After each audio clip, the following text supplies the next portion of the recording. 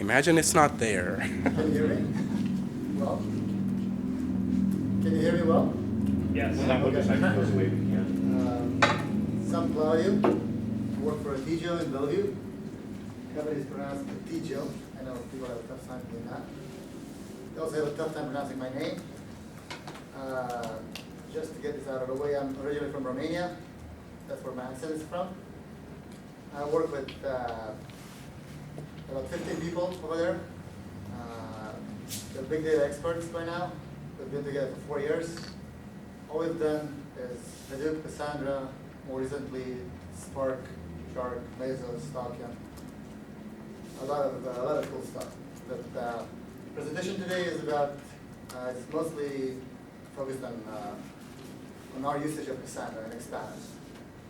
Before I start, I'd like to know the audience, and I usually ask these questions. Who likes demos? Who would like to see slides? Demos. Slides?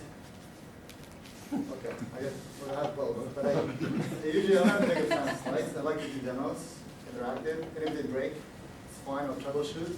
I'll go deep. I'm assuming there are a lot of engineers here.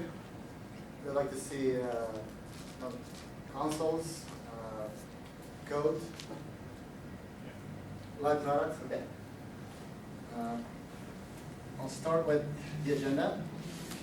So we'll go over what xPatterns is and the logical and physical architecture of xPatterns.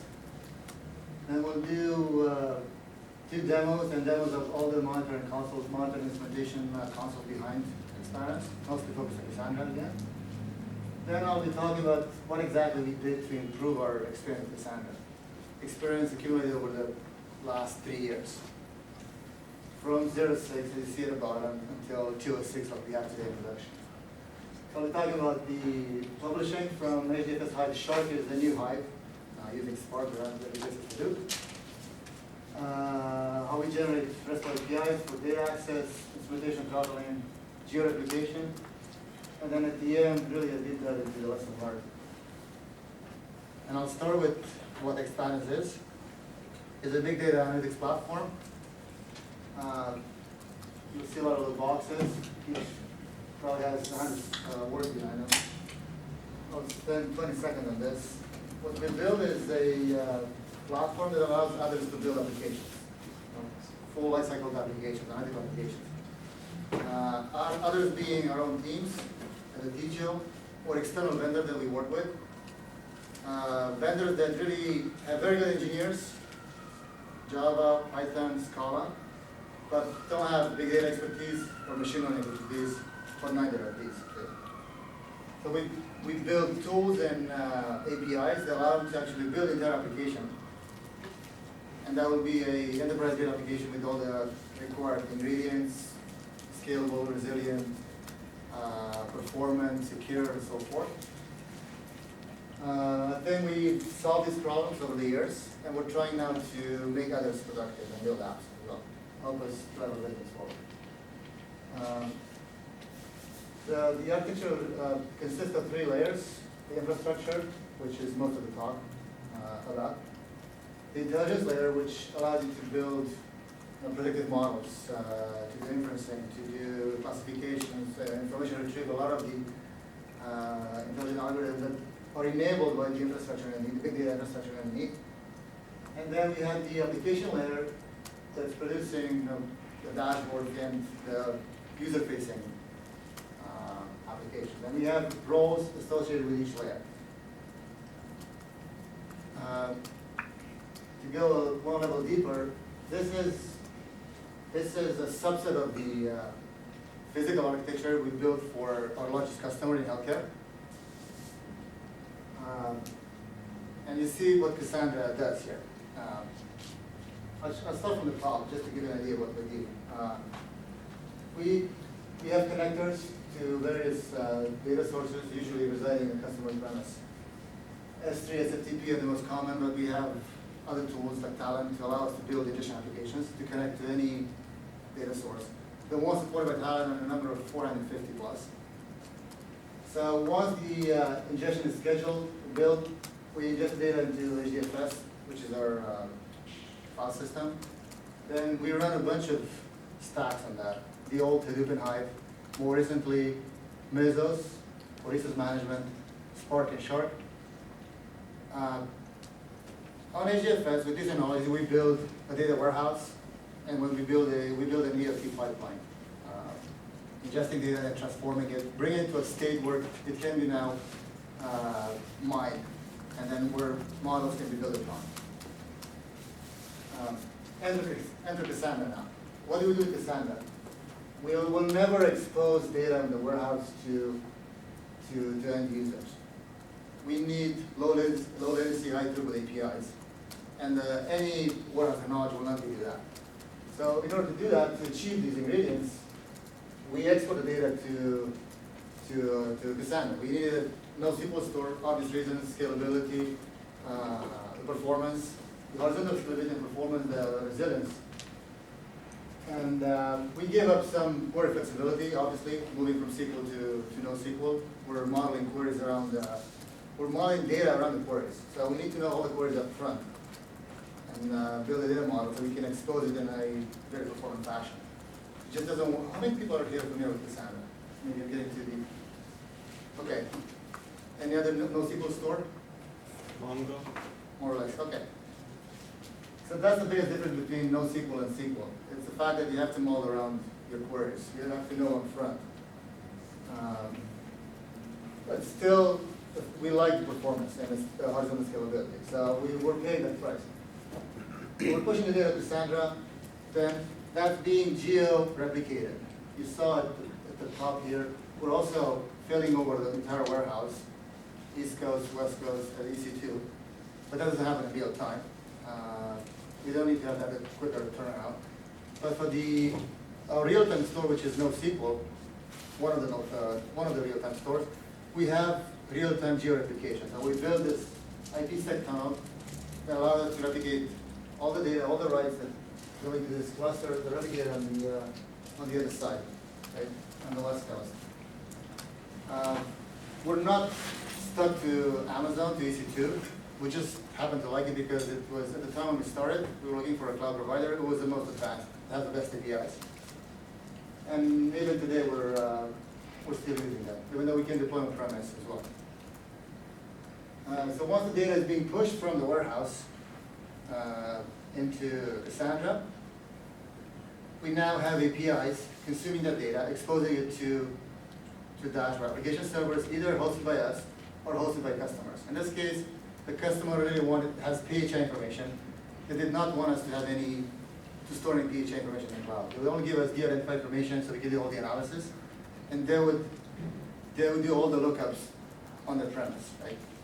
Right before displaying the patient name, very likely your own medical records, they would actually do the lookup from a hash that we store to the real name. That's how they would associate claims to the patients. But these APIs are now, again, they're geo-replicated. We're using the service from Amazon. Anybody heard of it? Route 53? The DNS service allows you to build latency-based record sets, pretty much directing traffic to the closest data center. So if you're on the West Coast, very likely going to hit one of our West Coast load balancer here for our West Coast web farm. So these two now, consuming these two clusters separately, we make sure that that's how we honor the geo-replication. Data is in sync at the database level. The APIs are talking to the same data pretty much, depending on distance, geographical distance. That's Cassandra in this particular deployment. Now, there's more to Cassandra that we use in xPatterns, but maybe I'll do that. I'll do it all the way to the end.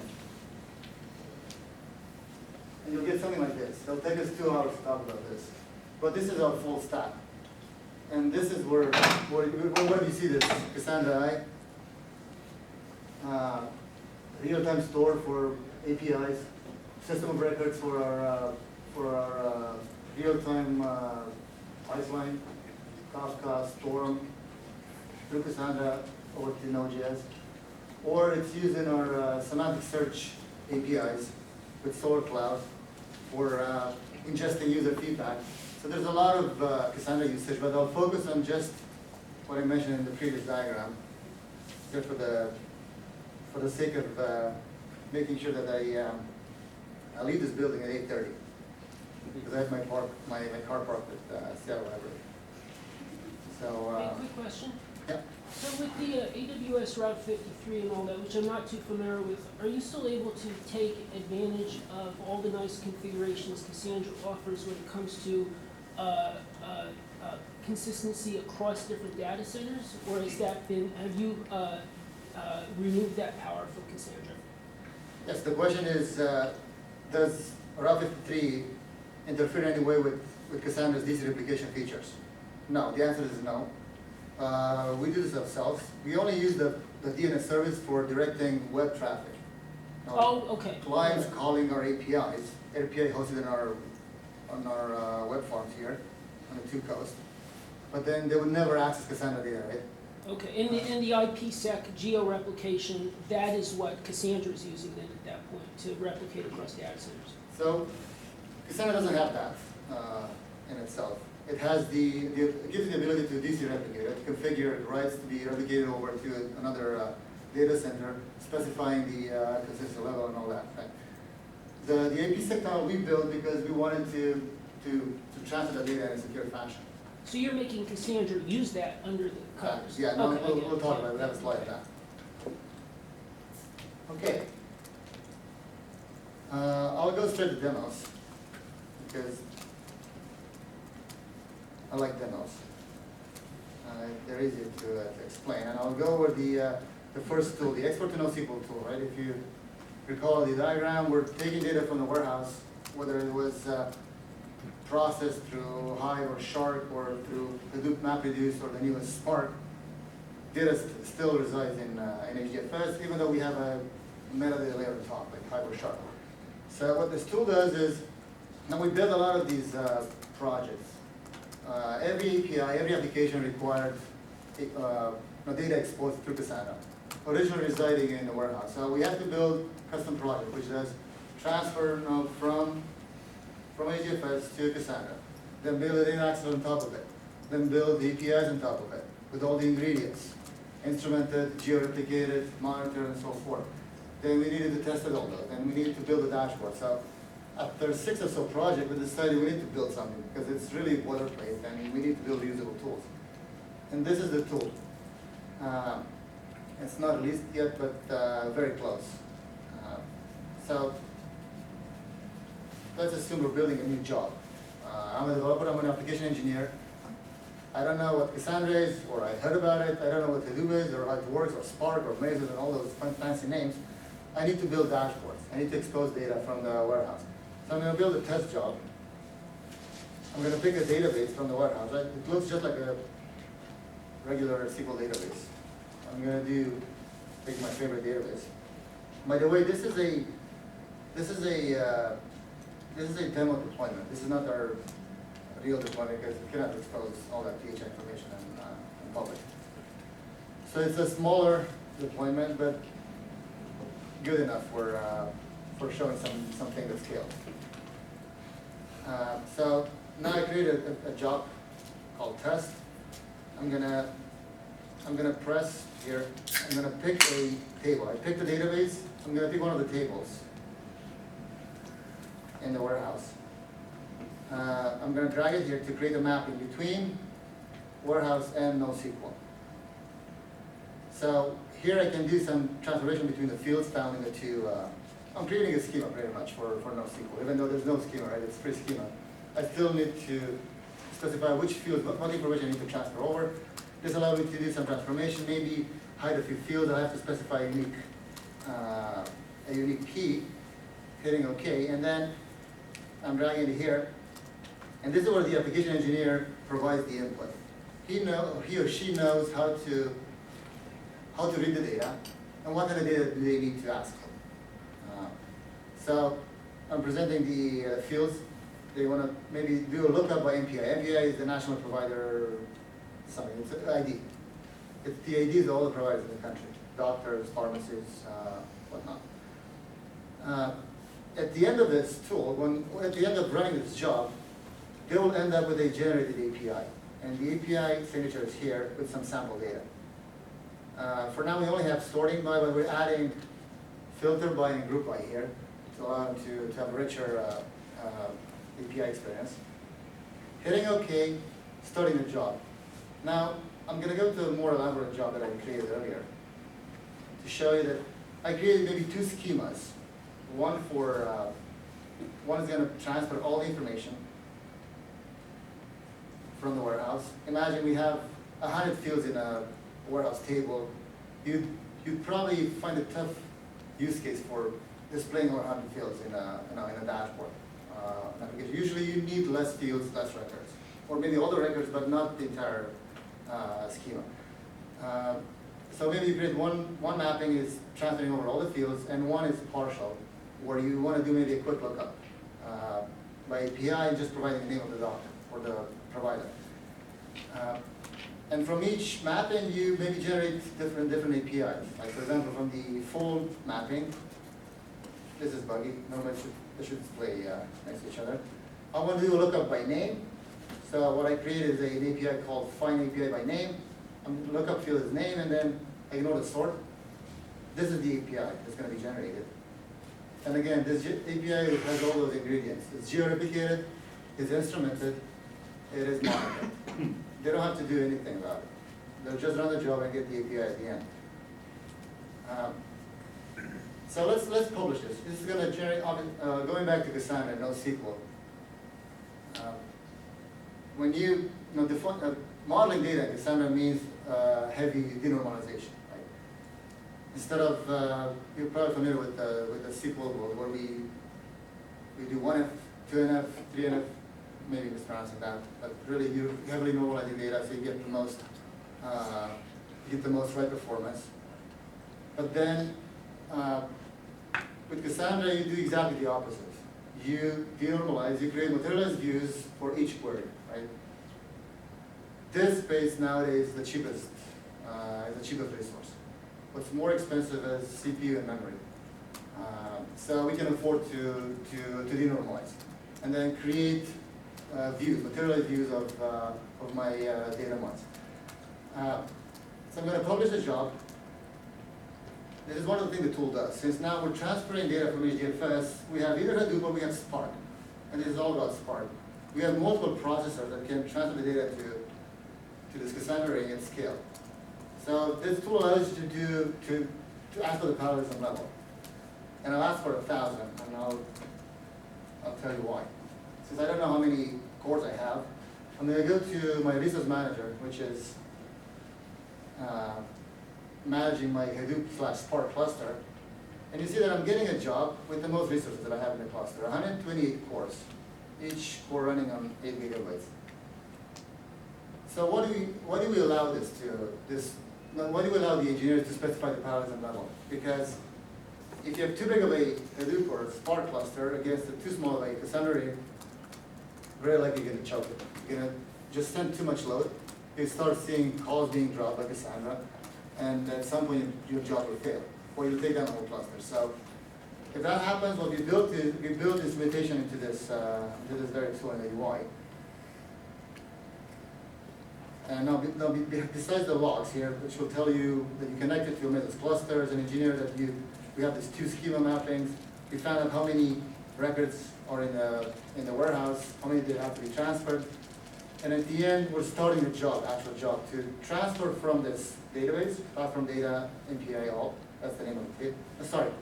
We're transferring from the specified database in the warehouse into this dynamic column family Cassandra. The Cassandra ring is the 6 IP addresses, right? The 3 on both coasts. So as this happens, the progress is being sent over to the tool through server-side events. There's no polling. Everything is pushed to the tool. The logs as well. We also have an instrumentation dashboard. Just ignore everything to the right of this line. The diagram is a little buggy, but this shows you all the executors, right? The 4 executors, which are really the JVMs are running on the 4 instances in the Spark cluster, right? If you look at the Mesos resource manager, let's see. We have 4 slaves. These are pretty beefy machines. Each machine has 32 cores and I believe 60 gigs of RAM. That's a total of 128 CPUs available, right? We don't use all the memory for Spark because we have other systems. We have HDFS that needs memory. We have Mesos itself that needs memory. We have other systems in the product. Anyway, but we have 128 processors. And Can I it's- ask a question? yeah. Why does the CPU matter? It seems like it'd be purely an I/O operation, or is there something? What's the processing involved? You mind just copying data from one place to another? Yeah. So why are you picking CPU? It seems like you'd be picking I/O throughput, not CPUs, right? Why would CPUs matter? Is it that CPUs actually scale with I/O and that's why it's faster? Yeah, you get one worker, one Spark or Hadoop worker with each CPU. Right, but if it's I/O bound, it wouldn't help you. I mean, you could have 100 cores on a box that's got a pipe that's only 100 megabit. You can get 100 megabit of data through it. I mean, presumably the CPUs are running at 2%. Aren't they just? Yeah, no, they're not. Yeah, obviously, Or is there when some you look at the processing? CPUs, they're not doing much work. It's just the number of CPUs translated to the number of parallel processors. And how much I/O can you actually, as a Cassandra array, take in? So that's what we're controlling through the parallelism level. So the I/O goes up as the number of processors Yeah, goes up? yeah, exactly. Okay. Is that? Yeah, that just didn't, I mean, so it's not really a function of CPUs and memory, it's a function of I/O throughput. Yeah, right now there's not a lot of processing for transferring this data. Right. We use those CPUs for everything, for Yes, later on. Yeah, Right. earlier on. But Right. in this case, it's just really how many processors do I have? You know, the more processors I have, the more throughput I will gain in the transfer. So this will show you the throughput. You see, they're roughly about the same. But this will, there are other metrics here that are more interesting. Now, latency. The latency perceived by these clients, right? The clients being in a Spark cluster, 12 milliseconds, 9 milliseconds. We're going to look at what happens behind the scene in Cassandra and how it reacts to these write operations.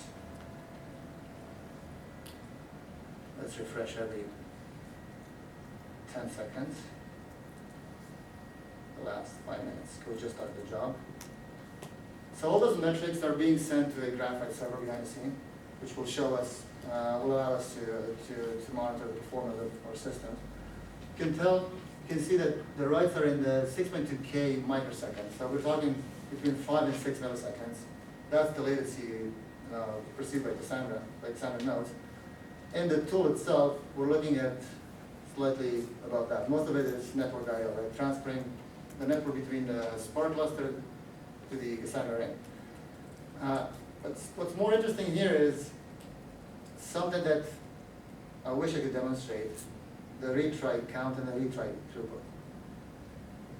The reason we ask for the parallelism level is because, for example, in production we have 100 nodes. We do a lot of hardware processing in the warehouse, machine learning algorithms, a lot of just data mining, just preparing data before it's being exported to Cassandra.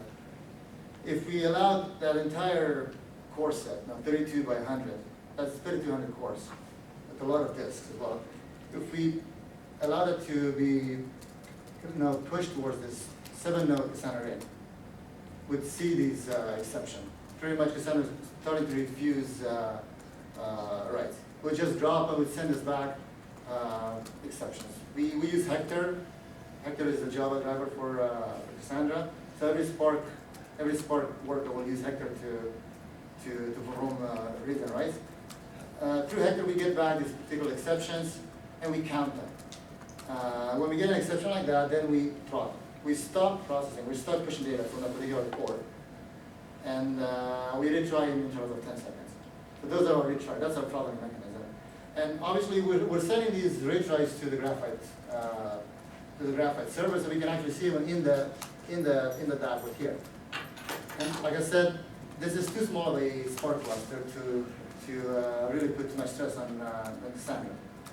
We need a lot more, but we cannot afford that for demo purposes. So normally you'd see these retry count spiking high.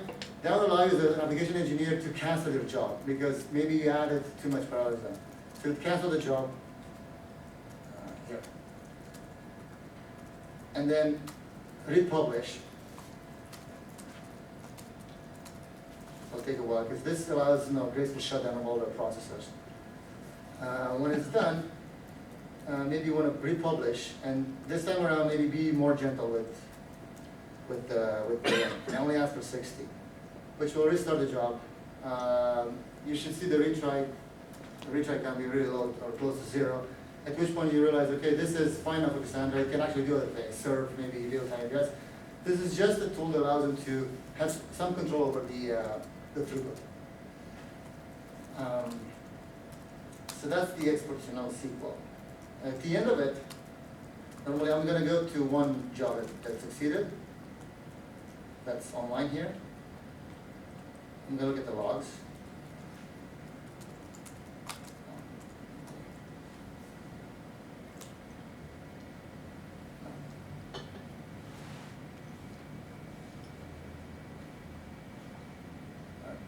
At the end of the transfer, what you get at the end, sorry, it's the generated API. So this API can now be tested in Postman. But the fact that I'm using series.xPatterns.com, I have that geo-replicated story. Very likely that I'm going to be accessing data on the west coast. But this can be tested immediately. So again, going back to the diagram, what we have,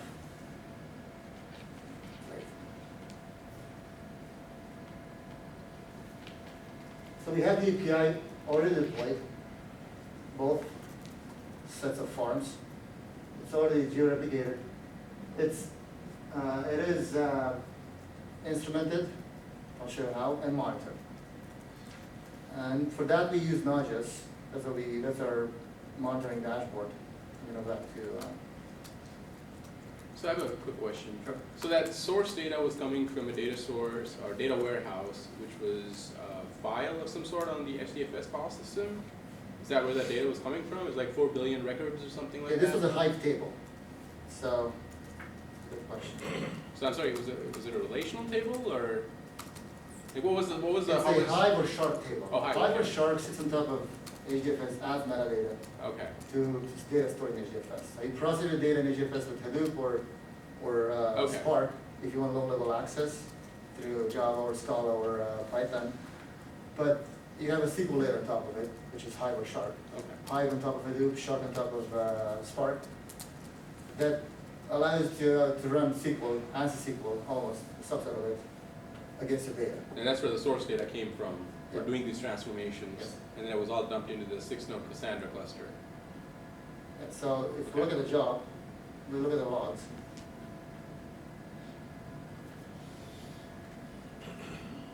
It determines, reading it from demo.doc, that's the database name, this is the table, right?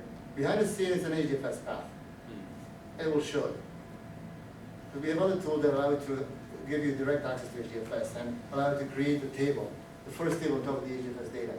Most of the analysts and the scientists, they use SQL. They like that. They like Right. it's quick, interactive, as opposed to running Hadoop applications. Now it's part that changed a lot because now you have Scala and Python in interactive shells. You can run your program quickly. Java, not yet. They don't support Java. I mean, Spark was written in Scala. They're going to support Java 8 soon. But I guess they treat Java as a second-class citizen for some reason. So now there's the one path for data where it's almost like sort of a batchy thing where you're taking data from somewhere like S3 or SFTP and putting it in HDFS. And then there's also, I'm seeing there's sort of the real-time path where I think you're maybe using Kafka there. So I'm just wondering, okay, you have all that data, that sort of older data, that's the batch data that you're putting in HDFS, and then you have the real-time, the newer data. So can you talk a little bit about the path for that? Is that also going into HDFS or straight into Cassandra, or how does that work? In this case, for example, for this particular scenario, we ingest data. Still we have HTTP APIs exposed for anybody to send the data in. It's a flexible schema, JSON. We instead of sending that directly to HDFS and really circumventing our resource manager, because at any point in time when you store ready data to HDFS, you're accessing these controllers, you're accessing resources. So the resource manager doesn't have any more control over that. then we decided to use this buffer, right? This pub sub, which is Kafka. It works really well, written by LinkedIn. It's orders of magnitude more scalable than any JMS or MPQ broker out there, whether Rabbit or Active. And so we use this to buffer, so we can stream the data in at any scale. And then we have offline jobs that will consume the data from Kafka, stored in HDFS. That's for this particular use case. We have the other real-time use case where Kafka is used as the buffer zone for the Storm clusters to process data in real time and then push it directly through Node.js to the customer's dashboard. But that's a different path. Normally, we keep the data that's being pushed to Kafka externally is going to be sent to both HDFS and to this real-time system, depending on the use case. So the real-time path where you need the data really fast, that's ultimately not going to Cassandra. No, it is. When Storm reads data out of Kafka, it needs to create records. So the system of records is Cassandra. Just storing data, making sure that that doesn't process twice or it processes at least once. It uses Cassandra for that, just for the system of records. Okay. And that sticks. Data in Kafka is removed after 3 days. Oh, so the real-time storm path, and you're not even going to HDFS at that point? No. Okay. And is that sort of the preferred path, that, once we start getting new data, you want them sending it through that path, or is that you're still potentially putting new data into HDFS? Yeah, most of our use cases are interactive and batch. The real-time we have less real-time use cases. But for the one that we have real-time cases, they wanted the real-time experience, but they also wanted to do their own analytics. They wanted data in GFS, so they can now do offline analytics, analysis of data, push to the classic. They wanted to be show here. Okay, you're just giving them options, yeah, okay. So the one customer we did a POC actually for the real-time. We replaced Splunk. They didn't like Splunk for some reason. They wanted us to connect to their syslogs, ingest the data into Kafka, and then process it real time and then expose it. They also wanted to send that data to HDFS and to create an analytical bed. One more quick question, for the offline path, are you using Storm for that or something else? So which path? You're getting it from Kafka, and the sort of the offline approach where you have to get it into HDFS, is Storm doing the processing? No. Storm is only used for real time. What's being used there in that path? It's the same path as this one here is using Spark to consume data. Okay, all right. So It Spark is consuming Kafka? Yeah. Okay. The big difference between Kafka and the other queues is that the pub-sub mechanism is different. Kafka doesn't push data to a subscriber. Right? You have consumers coming in and pulling data out of Kafka at their own pace. And that's why we picked it. That's why it scales so well. You have some Storm consumers of Kafka, and you have some Spark consumers of Kafka. Okay. Once both systems consume the data and move it to their own repositories, like Storm will take it to Cassandra and push it to through Node to end user devices, and then Spark take it into HDFS. We're done with the data, so we can purge it. More questions? Okay, so let's move on. So that was the expert in SQL.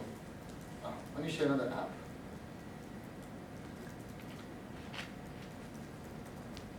We have a lot of tools. Before getting to expert in SQL, we have tools that allow us to ingest data, and tools to allow us to perform transformations, run SQL queries, whether it's Hive or Sharp, but in the end it's SQL, or classic Spark or MapReduce, to do things like duplication, sanitization, joining with other data sources, a lot of transformation that you require in the warehouse. And then we have two things. We export to NoSQL. So we export data. NoSQL is one of the stores. We also have export to SQL and export to search. We create indexes, semantic search indexes out of data in HDFS. So exporting data is one thing we do. The other thing that an application might need is publishing models. So we're building models, training them, and then publishing them to services. So dashboards in the end will use both data that's exposed to Cassandra or SQL, depending on the use case. Like I said, with NoSQL, we target scalability. With SQL, we target query flexibility. We're not going to have the same scale, but we'll be much more flexible. We're pushing data to SQL, And we allow engineers to just write any queries they want and any APIs. For NoSQL, again, we have to craft those APIs exactly. That's why we ask them for the read access pattern. This is one user-facing dashboard I'd like to showcase. Let me start from scratch. It's building the application is called a Photo Provider Network. And we're taking all the provider information from that huge data set consisting of 10 billion records, medical and pharmacy. We're taking all that provider information and we're building the relationship between them. We're looking at which provider referred to other providers, or they were referred back by other providers. So both upstream and downstream relationship between providers. So I'm gonna look for something. These are masks, so because it's semi-private data. So this is our provider. What we see is groups of other referred providers. Referred providers grouped by specialty type. You see infectious disease, internal medicine, or cardiovascular disease. And then within each specialty type is a bunch of aggregates. Total claim count, total charge amount, and the number of patients. So by clicking around on these bubbles, you start building your graph. Now starting from one provider, you can see what your providers are referring to and so forth. So this is used by this particular customer in two use cases. One is to maybe detect fraud, making sure that the doctors that they own hospital networks. So they own these networks and they would like their providers to only refer within the network. By using this tool, they can find the graph, they can find the path to maybe providers outside the network.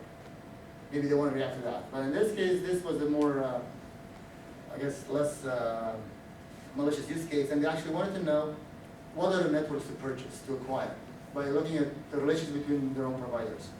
So you can just build your graph that way, and for each provider, double clicking on that bubble, it will show you a lot of the statistics that were pre-computed in the warehouse, pushed over to Cassandra. We use Cassandra here for the performance.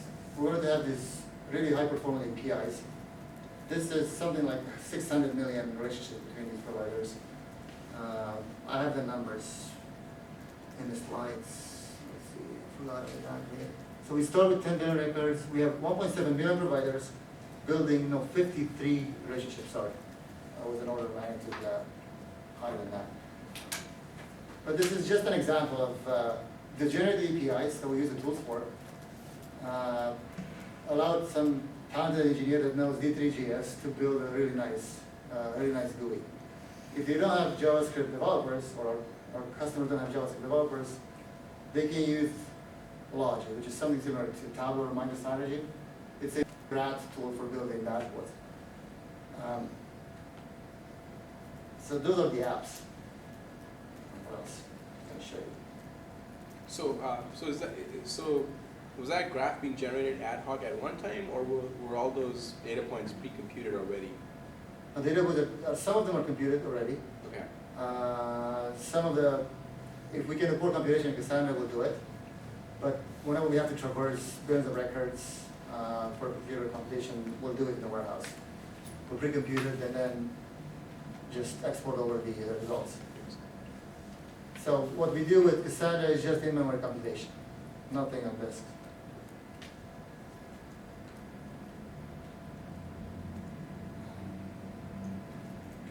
So we're going to show the generated APIs. Actually, since we're on the West Coast, we're very likely using the West Coast cluster. So let's see, expand API metrics. Yeah, so that's my generic API. Expands, data context, platform data, read data. And these are the metrics that are updated in real time as calls are made. Throughput, total number of exceptions, latency, and so forth. Okay.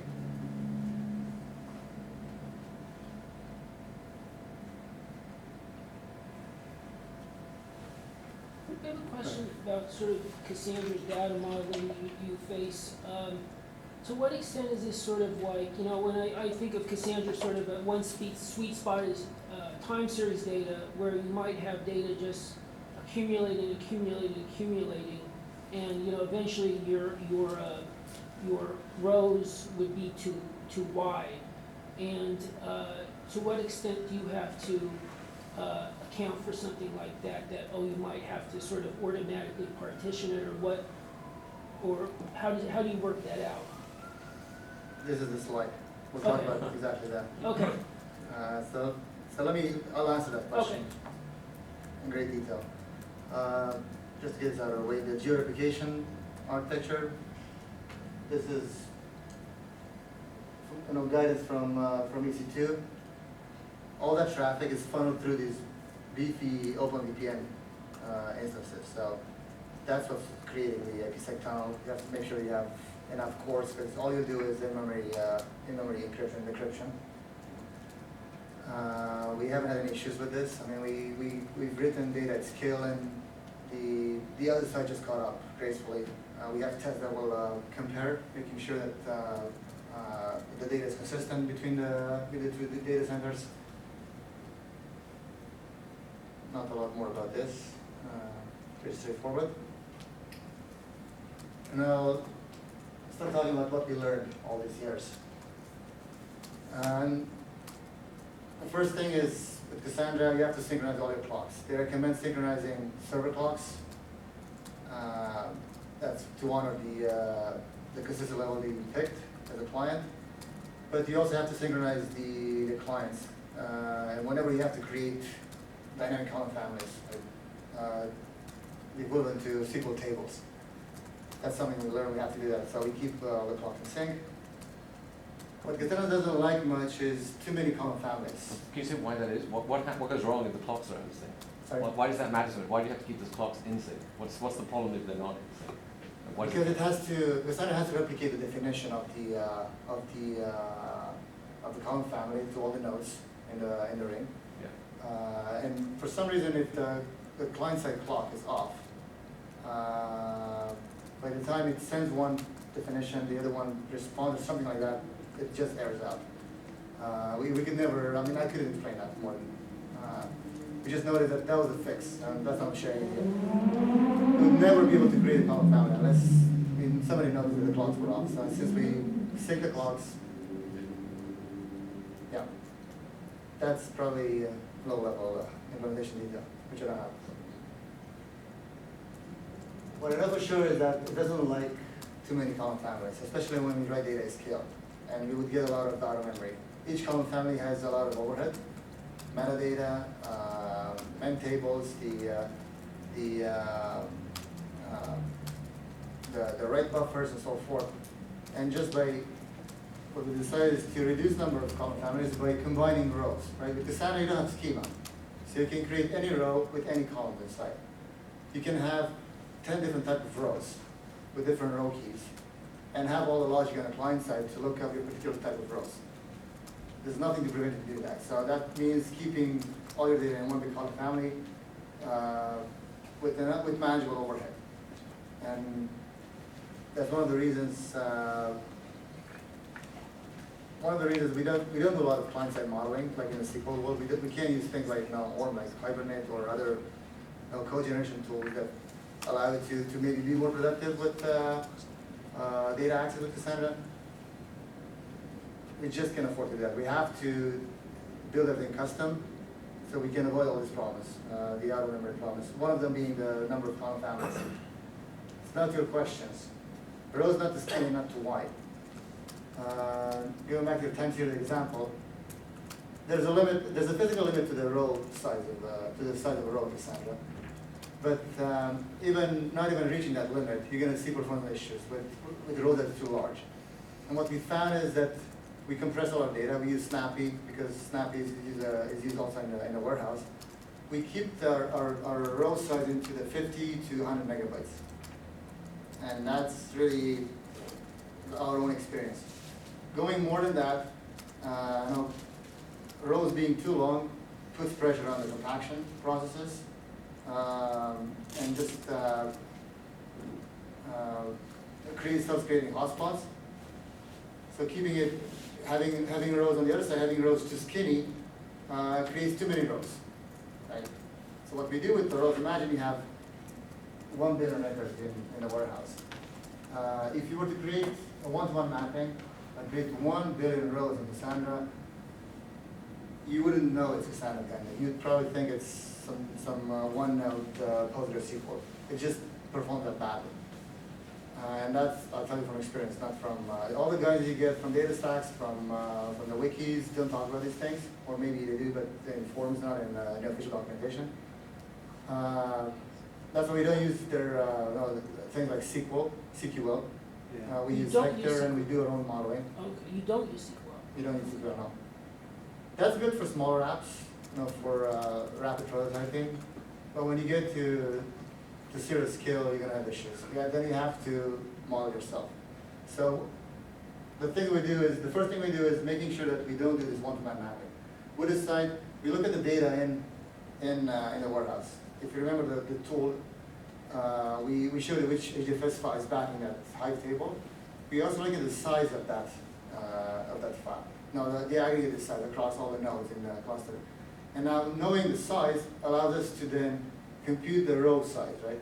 We want to keep the row size in the 50 to 100 megabytes size, so then we know how many rows we should create. So from 1 billion records, it's very likely we're going to go down to 50,000 rows, which means now one row in Cassandra will have multiple rows from the warehouse, right? A lot of them. That means now you're reading data differently. You're going to do column slices in that row instead of just doing a single row lookup. Too many rows creates an issue for the Bloom filter indexes in memory, for the key cache. Rows will be just dispersed over multiple nodes, create more network I/O, and so forth. So that's the reason that we don't like skinny rows. But again, not too wide either.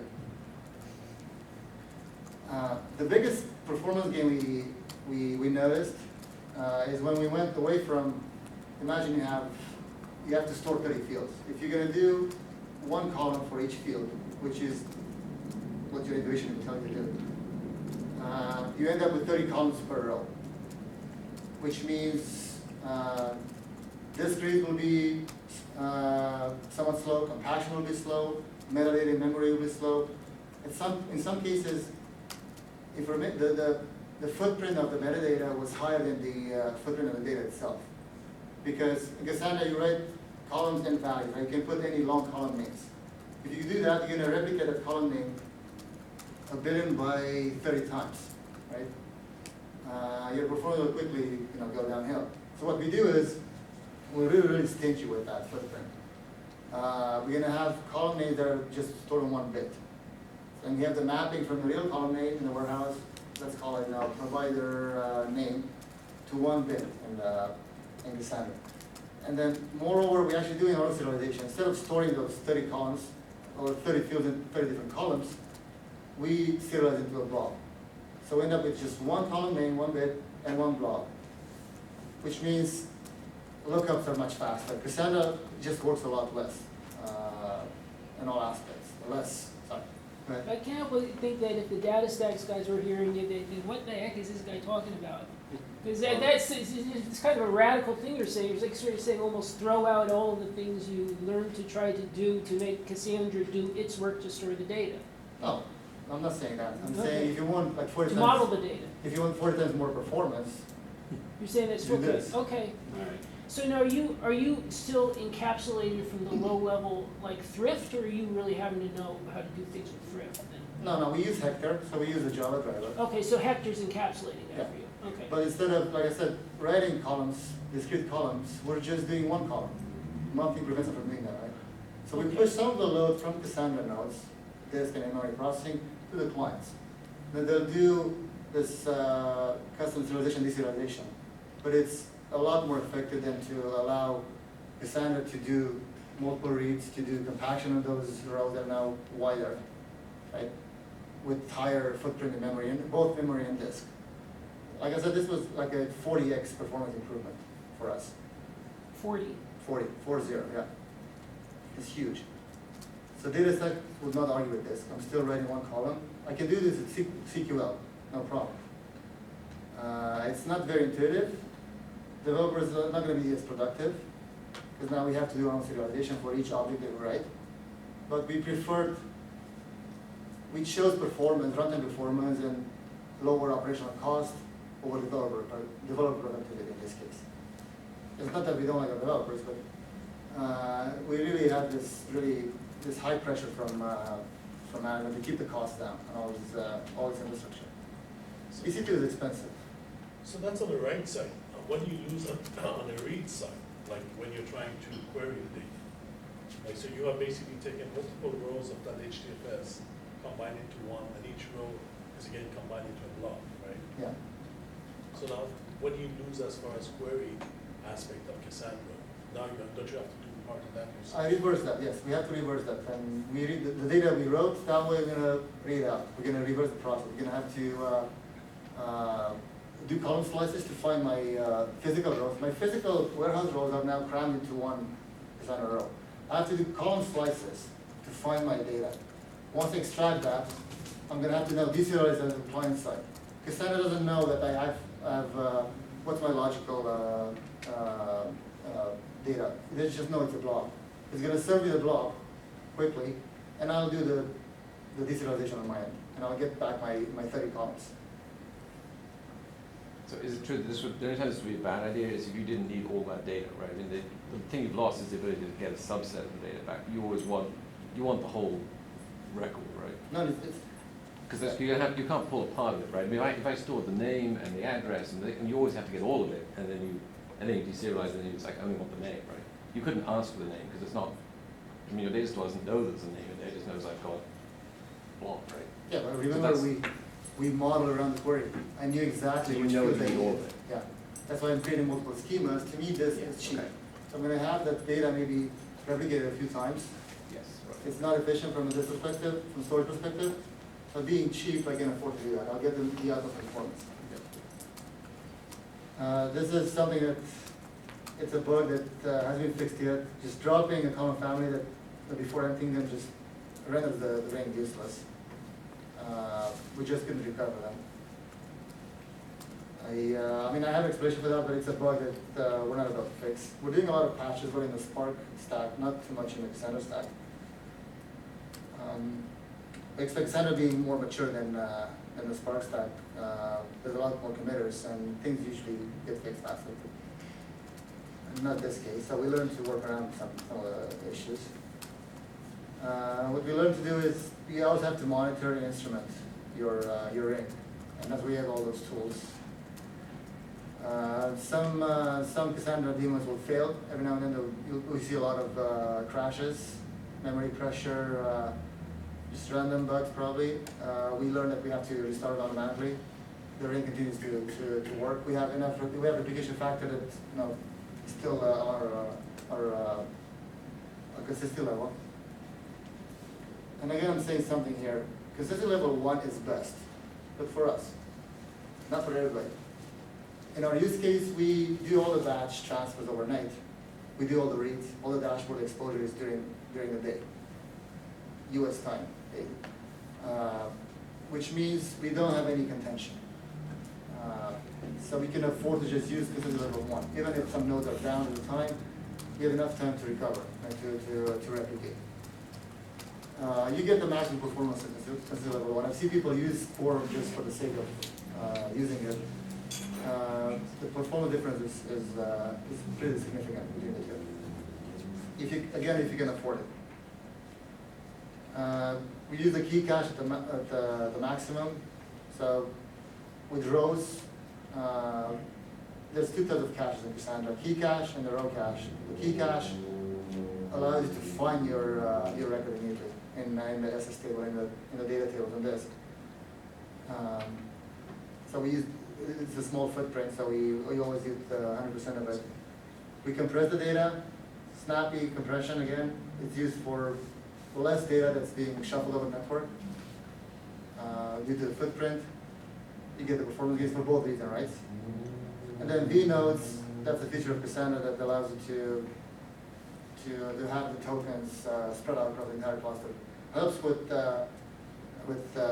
bootstrapping and adding nodes to a ring, or removing dead nodes, removing dead disks, and so forth. A lot of the operational aspects are better managed with virtual nodes. And that's it. Question? Can you explain to me, I'm still a little unclear about where some of the processing happens. So if I'm, say I'm Amazon and I want to know how many shoes I sold on Wednesday, is the step that you copy all the records of the shoe sales firstly to Cassandra, and then you count them with a process in there, or do you, who does the counting? Where, does that happen in the data warehouse? Most of the counting, most of the aggregates are computed in the data warehouse, especially when we have to traverse the entire data set.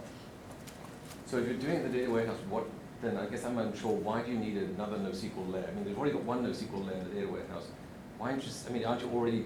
If the data's already reduced, why are there still billions of rows to be processed on the Cassandra side? Why is that big? Why not just put that in a SQL store and just access it any way you want? Like, why? I mean, aren't you reducing that data before you analyze it? If that's happening, I'm a little confused about why there's two NoSQL. Two stores? Yeah. Yeah, that's a good question. Makes sense. Why are we not serving data directly from the warehouse? Since we could reduce, we could potentially create mini marts, right?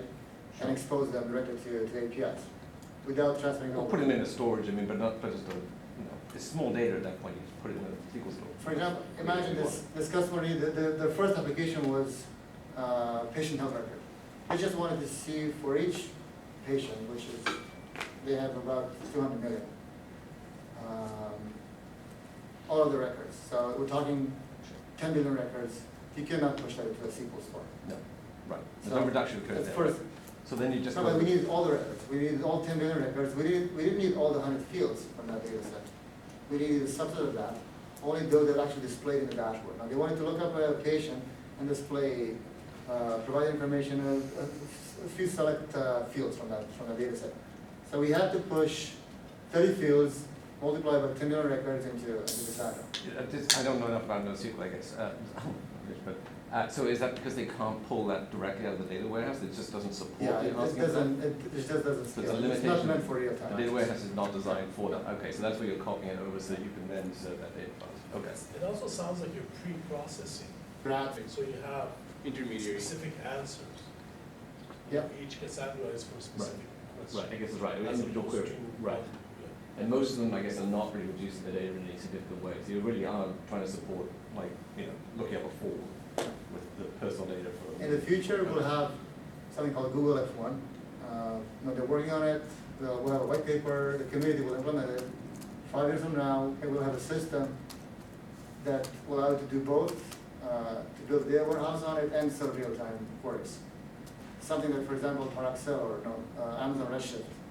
That's not commodity. That's not running open source technology and commodity hardware, which is at the core of our business. There's one more question before I different question, but is the assumption also then that the data warehouse is running in the same virtual VPC? source as, I mean, in this case, EC2 as the Cassandra? I mean, if that's in a different place, aren't you just going to die under the I/O is going to be the killer? I mean, you'd spend a week getting the data out of someone's warehouse all the way across to your Cassandra cluster. They're not. No, I mean, it's the they're same in VPC. EC2, it's okay. But No, if it's the it- same VPC in the same region. Both Right, but VPCs. what if they're not? And what if you go to Amazon and their data's in their data center? I mean, not Amazon, bad choice. Go to Google. Go to somebody who's not EC2. Okay. I mean, where their data's somewhere, IBM, right? They've got their data already. Yeah. How does it get into this? I mean, Now, do you have to go to them? Do you There's have to two go- ways to do this. We would either deploy it on the premise, Okay. or deploy the entire Put stack. the stack onto their So stuff. we'll use it on their own hardware, Okay. and their own network. We wouldn't do any of this over the internet.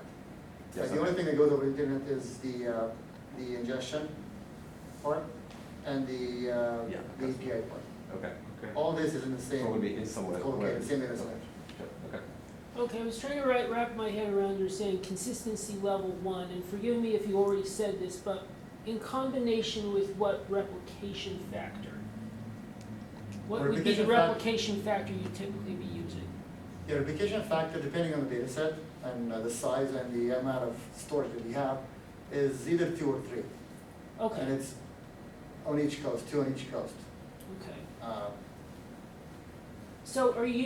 So let's say that you have the consistency level 1, and it only writes to the one node, but not the other 1 or 2, and because those have failed in some way, at what point are you gonna catch up and say, oh, I have to go back and do this again?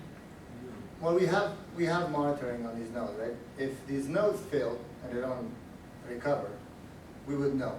Then we would react. We'd know, okay, we're missing 2 replicas. Now, consistency level 1 for the read operation allows me to just have 1 replica. I'm gonna get my response back. Like I said, we're doing this overnight. By the time, if you detect permanent failure, we would react. We'd replace that node and trigger repair operations, and we'd recover the replicas. And you're also replicating across the different data centers too. Okay. Now, if we had contention, and we had to do it during the day, we'd use quorum, and we'd pay a performance penalty for that. But if you don't have to, don't do it. That was the whole But idea. I guess, Yeah, okay, that- so when you're saying that you're checking if a node goes down, are you doing that by checking for the data? Are you literally checking, okay, this piece of data only wrote here and not here? No, we would know that the physical node is going down. If we're looking at our Nagi's suite, our monitoring suite, let's look at the Cassandra range. So you're not worried about a situation where the Nagios or whatever is saying the node is up, but the data's not there? No, if the data, if the node recovers, for some reason it was down, and we had automatic restarts, the node recovers, I know there are hinted handoffs, Cassandra takes care of it, right? Okay. You're sending a write to this node, the coordinator, it will hold on to that data as a hinted handoff Mhm. until this node wakes up. Okay, And when it wakes up, it sends it to it, you have, and it has the data. Repairs are done 2 ways at the operation time. Somebody reads that particular key. If it detects that there's inconsistency, it will do a repair on the spot. Or we have our own repair job, but our repair jobs are done weekly over the weekend, because they're very intensive. okay, so you're able to pretty much rely on Yeah. Cassandra's ability to... Yeah, Cassandra does that. Okay, I get it, yeah. So that's actually really clever if you don't have to access this data right away, right? Because you know you have enough time to replicate, even if one, right? Yeah. If you would writing something that maybe somebody else wants to read right away, then you would have to use port. I'd increase my consistency level, and that's in the Right. app, right? That's at query time. It wouldn't be bad.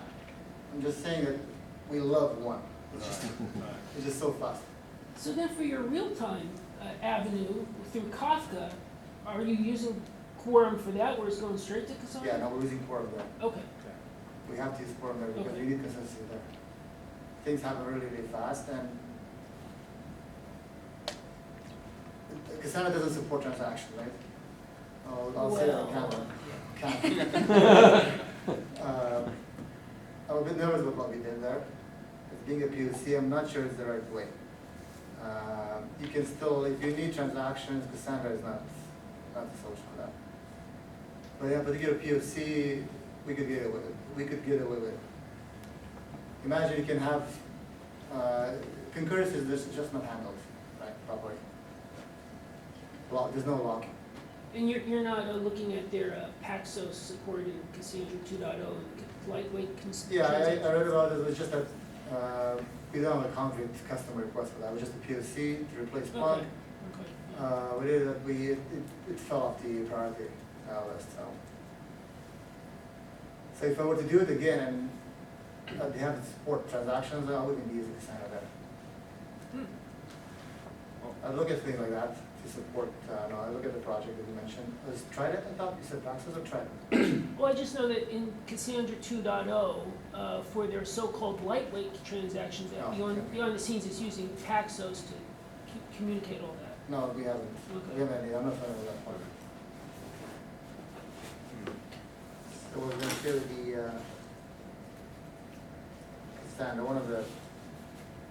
So we check 3 things. We check the process, make sure the process is still up, and then we look at the ring tails. These are metrics, JMX metrics that the daemons will expose, and we have thresholds here enabled that will tell us that maybe one of the nodes underperforms. The number of writes exceeds the threshold, or the number of, or the mutation stages, now it's accumulating pending tasks, which means one of the nodes behind. We're sending soft alerts to be notified about potential performance issues. More serious are these, the OS levels mentioned, CPU, disk I/O, memory usage. We have hard limits there to react whenever we exceed the particular 95%, for example. Some of them are misleading. For example, with a lot of times I've seen Cassandra just perform really, really well, even though the CPU was 100%. So we get worried, we looked at it, it was still processing, it caught up, it did performed all the writes, it persisted all of them, and then and the CPU dropped down back to a normal level. So I'm not sure how useful are they, but it was still let them know, just in case. If you see 100% CPU over the course of an hour, 2 hours, there's an issue to look into. Sometimes it's just slow hardware, right? We're running virtualized, we're in Amazon, could be that we ended up on a rack that's used by Netflix, for example, or friends of Netflix. Hogging more resources than we can afford, so. So, quick question for you. So the Amazon infrastructure that you were describing, or the AWS infrastructure that you were describing over there, for like a really powerful system and everything, is that like supposed to be running for a long period of time, or is that something that was only needed for a certain period of time to run some some queries or something like that over that data and then disposed off or something like that? Now those are permanent nodes. Okay. We're looking at dynamic provisioning at the front-end level. Pretty much whatever we have stateless services, we can afford that to grow and shrink the cluster for need. But whenever we have data, that's not going to work. You have to move data over, which means disk and network and disk. So there's no secret sauce there. So we do capacity planning, and then we react, growing or reducing the size of the cluster, but they don't happen at runtime. Those are planned maintenance windows. Yeah, have you run any issues with troubleshooting or performance and stuff like that? I mean, how do you go about figuring that out? And Okay, that's a good question. We use Hazelcast. I know you guys had a talk on Yeah. Hazelcast last time, right? Yeah. So we have Hazelcast used for load testing both Cassandra, the data access layers, and the APIs.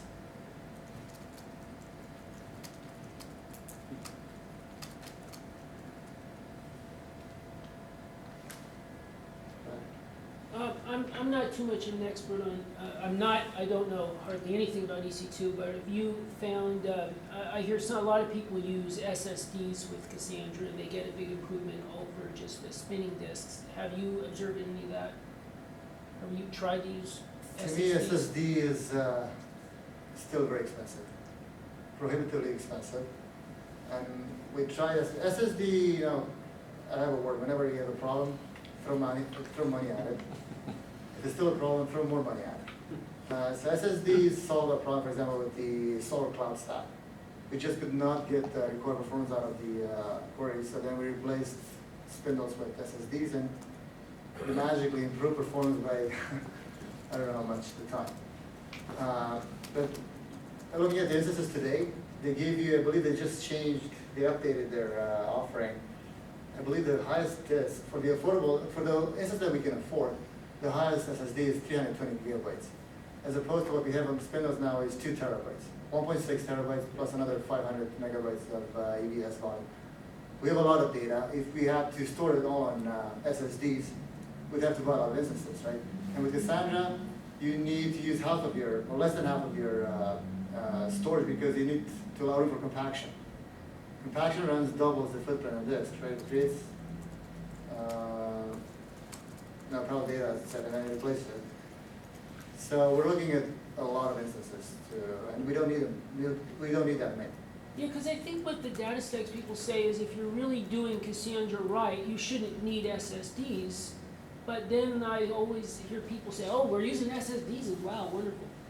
It solves many problems, if you can afford it, I guess. Right. But we're trying to maximize classic hardware, we don't call it obsolete. And what happens with developers, if you give them proper hardware, what's the incentive for them to actually optimize? They just think it's fast, it works, go home. And we give them weak hardware, they'll try their best. I don't know, when you just said you hide it, I don't like it. I like my SSD.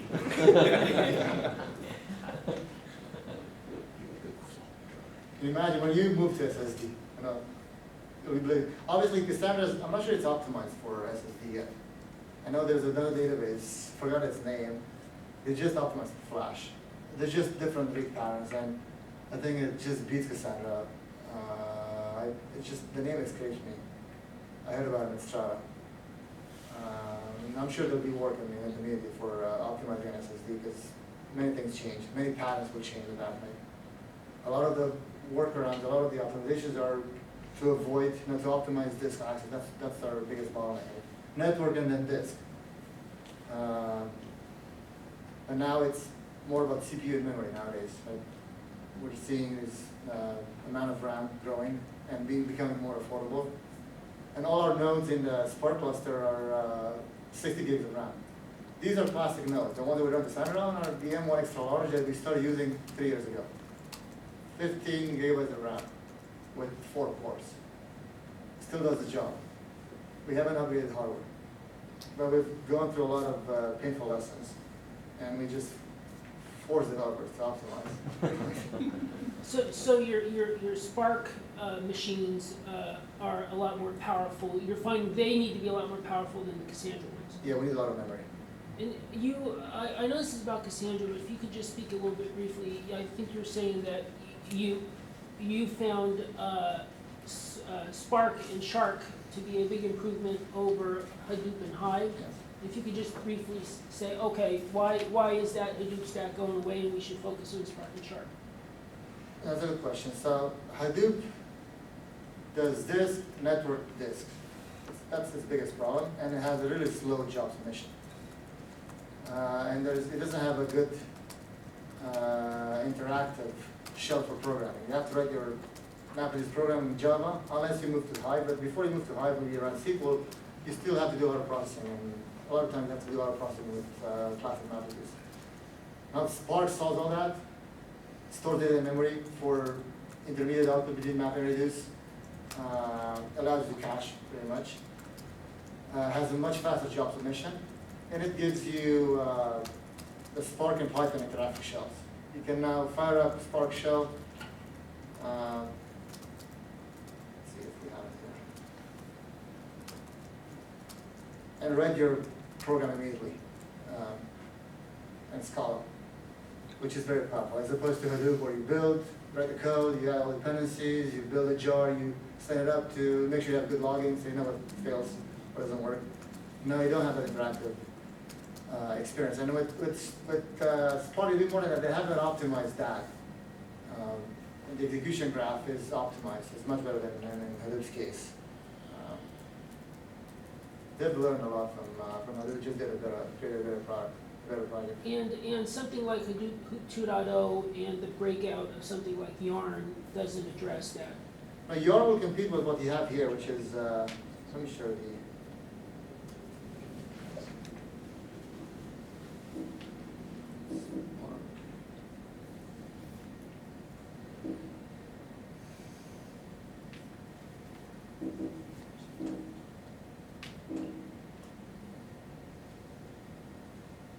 So this is what we like, the shell. I want to try something quickly. I have it here. And I'm going to open up a file from this case, talking. I didn't talk about talking. It's our in-memory file system. You open up something from HDFS, and then you do a count. You view any operators that are offered through the Spark, group by MapReduce, group by reduce by kill. Those you can try them immediately in the console. Without building any program, without submitting any jars, precompiled jars to. Sorry, what was the other question? Yeah, that is a different question. Okay. Yeah, you were talking about Yarn. I was going to answer that. So we use Mesos instead of Yarn, right? But Yarn doesn't help with performance. It helps with resource management. It's something that Hadoop ecosystem missed. Today, pre-Yarn with Hadoop MR v1, you run a job, you're going to hog the entire cluster, and we've seen a lot of that. Have these scientists running their own queries, call them raw queries, because they don't usually explore the data set. They don't know what's in there, so they're gonna just say, count me all the records that do this and that. No, 10 billion records. So we would wait tens of minutes for the query to finish. Everything else, be queued up. Now with resource management, you can allocate. You can allocate. For example, let me share the Mesos console here. We have Spark Shell, we have Hadoop, we have this job server, and we have our own HTTP Shark server that we run. We can now, through Mesos, allocate the resources, CPUs and memory for each framework. And then that's going to honor. So we can now, let's say, have 30% for developers, 20% for scientists, the rest of it for analysts or for other applications. So you can split your workloads and make everybody happy. And that's splitting it between the Spark jobs? Mesos will split between frameworks. So the framework being whether it's Hadoop, Spark job server, or individual Spark application. Like I started a Spark Shell, you see it as its own framework. It's going to get its own resources.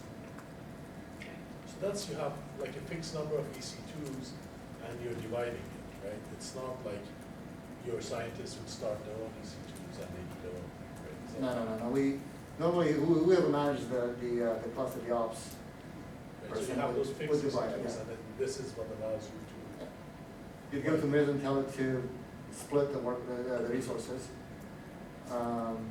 Within one framework, you can do your own resource management.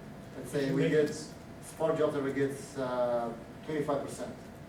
Within that, you can do more granular resource sharing if you have multiple applications.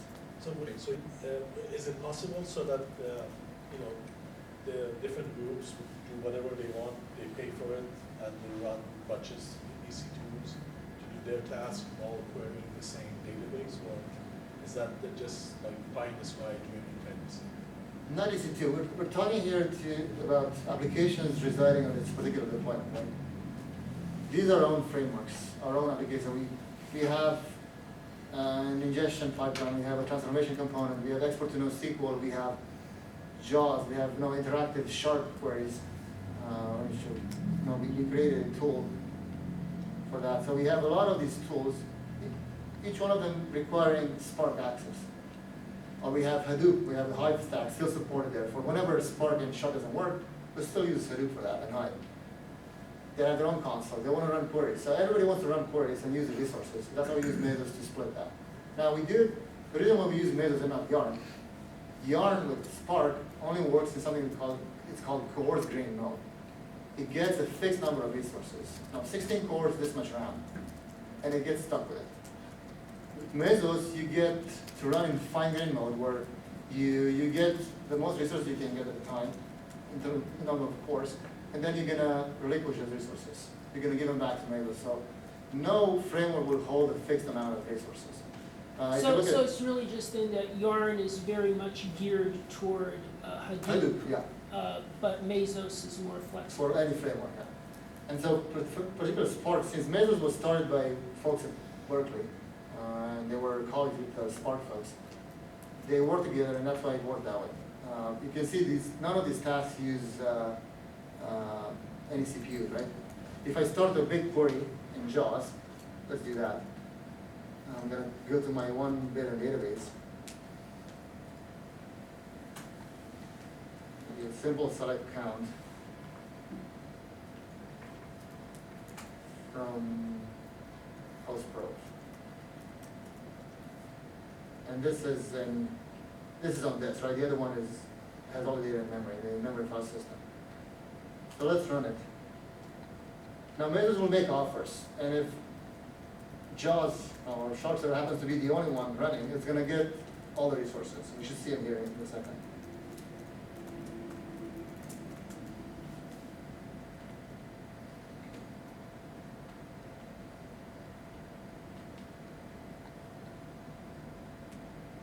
Did it finish already? No.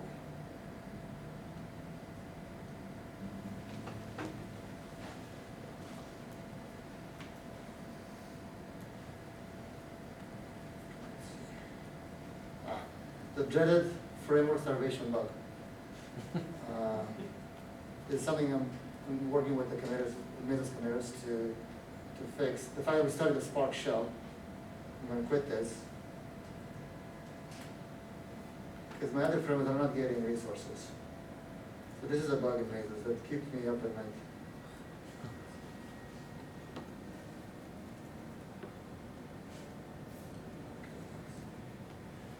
Alright.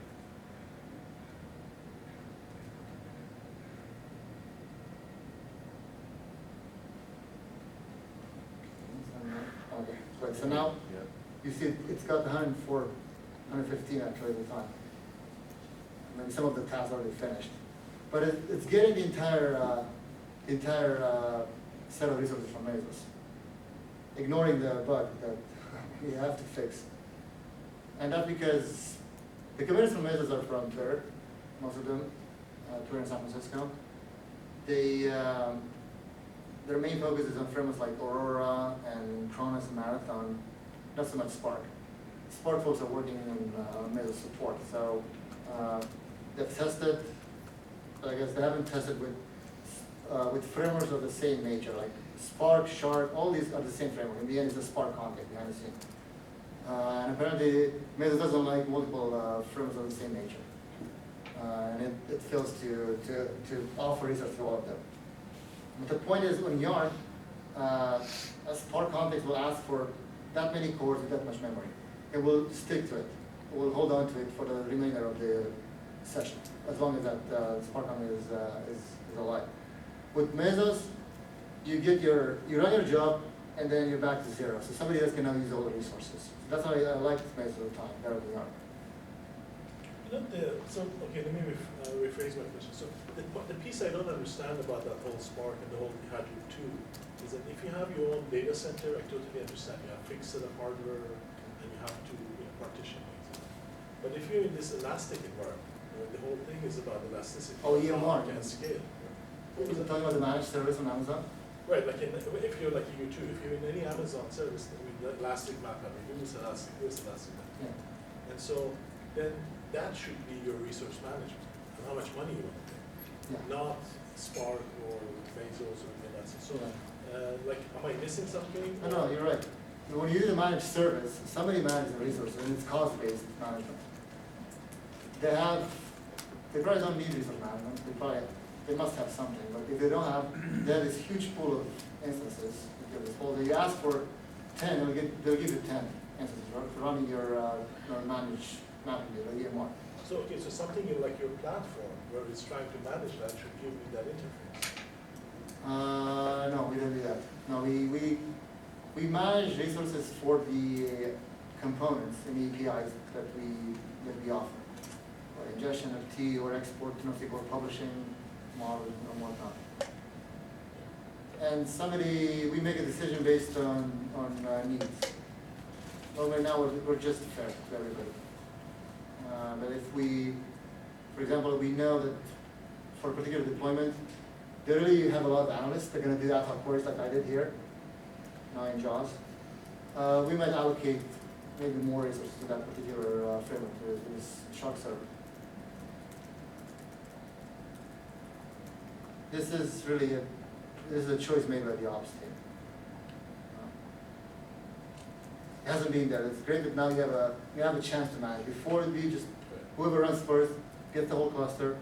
If it's done in 3 hours, go get a coffee, come back, check on it, get another one. Cool. All right. Well, thank you very much, Claudio. I don't want you to get stuck in the library. So, thanks a lot.